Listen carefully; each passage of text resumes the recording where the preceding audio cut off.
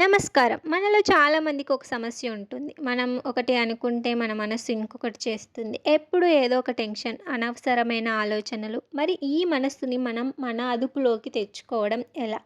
మన మనస్సు ఒక కోతి లాంటిది. అది ఒక్క చోట నిలకడగా ఉండదు.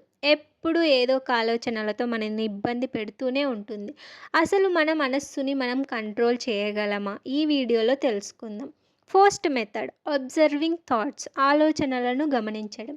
మనం రోడ్డు మీద వెళ్తున్నప్పుడు చాలా కార్లు వెళ్తూ ఉంటాయి. మనం అన్ని కార్లను ఆపం కదా! అలాగే మన మనస్సులోకి వచ్చే ప్రతి ఆలోచనను మనం ఆపక్కర్లేదు. కేవలం వాటిని గమనించండి. మీకు అక్కర్లేని ఆలోచనలకు దూరంగా ఉండడం నేర్చుకోండి. Second method 5 second rule. 5 సెకండ్ల నియమం. ఏదైనా పని చేయాలనిపించినప్పుడు మన మనస్సు రేపు చేద్దాం అని బద్ధకాన్ని చూపిస్తుంది. అప్పుడు మీరు 5, 4, 3, 2, 1 అని వెనక్కి లెక్కపెట్టి వెంటనే ఆ పనిని మొదలుపెట్టండి. ఇలా చేయడం వల్ల మీ మెదడు ఆలోచించే లోపే మీరు పనిలో నిమగ్నమైపోతారు. Third method focus on breath. శ్వాస మీద ధ్యాస.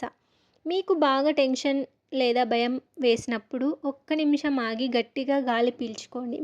మీ శ్వాసను గమనించండి. శ్వాస మీద ధ్యాస పెడితే పారిపోయే మనస్సు మళ్ళీ మీ దగ్గరకొస్తుంది. ఇది మనస్సును శాంతింపజేసే ఒక స్విచ్ లాంటిది.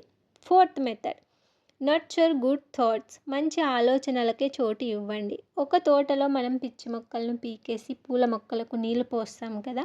మన మనస్సు కూడా ఒక తోట లాంటిదే. చెడు ఆలోచనలను పట్టించుకోకండి. మంచి విషయాల గురించి, మీకు సంతోషమిచ్చే పనుల గురించి ఆలోచించండి. దేనికి విలువ ఇస్తే అదే పెరుగుతుంది.